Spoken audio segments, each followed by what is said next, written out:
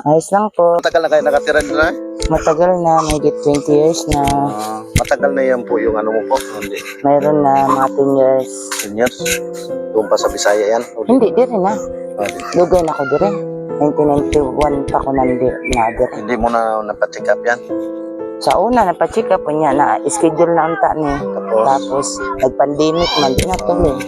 Ngayon, baka sakaling, ano yan, kung makasahod mo lang yan, pa-check up na tuloy. Pwede naman. Para kung may magbigay sponsor ka para maupirahan. Yung apo mo na ganyan lang talaga yan? Inborn yan. Inborn? Ilan taon, ilang buwan na yan? Magtatatlo. Ay, tatlo pala ng 8. Ito po mga Ma'am Siri, matagal na pala yung ano niya. Yung, anong tawag yan dito? Guiter. Twitter. 10 taon na daw. Ano ka na dito? Dalaga ka na pumunta dito sa lokasyon o doon ka pinanganak sa Bisaya? Sa Bisaya. Saan sa Bisaya? Surigao del Sur, sa Lanusa. Anong pangalan mo pa? Ana de la Cruz. Ana de la Cruz. Ilang taon ka na po? 49. 49. Ano, maano natin yun kay ano pala, pwede pa maano yan kasi wala naman delikado yan. Delikado yung ano, yung sa loob. Oo, yung toxic. Oo, yun ang ano, pero yan, walang ano yan. Wala sa labas. Ano namang pang-araw-araw yung pamumuhay dito po? Yan lang, yung pugon. Yan lang kabubuhay nyo araw-araw. Pag walang biyahe, walang pera. Hindi kung makababa kayo ng depensa, punta lang kayo sa akin. Marami akong pangulam, araw-araw. Yan lang, Ayan. naman pupunta sila doon. Yan yung anak. Yan. Sino yan si? Ayan ang anak kong panganay. Yan yung nakatayo na nakapusod. Ay, makasama siya dun sa trabaho yata. Tagal na kayo dito nakatira?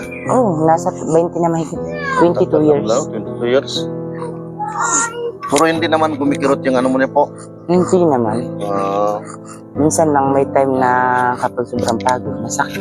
Kaya mo, pag mga kasama ko ng malaki, pa-check up ka natin. Saan ba pwede pa-check up yan? Sa probinsya. Provincial? Pati yung apo niya, Tingin ko ba? medyo inborn. Pwede pa, ano siguro yan, no? Opera. Kahit yan, ganyan din yan. Ganito din. Ganyan din yan. Ano, magkapatid to sila? Oo, ito. Ito pa, oh. Ito, pina-opera. Kapatid pala ilang dalawa. Yan ang panganay. Ay, tawag yan nito sa ano? Pingot, no? Bingot pala.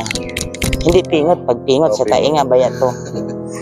Hindi po, ayaw mo po. Baka may gano'n, may bibigay ako sa iyo.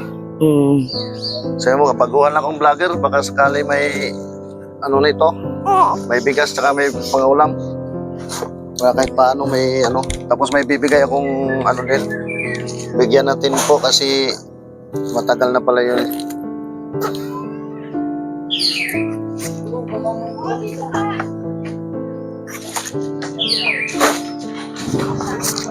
Sana may mag ano sa atin para kahit paano ito tanggapin mo po. Pasensyahin mo lang to.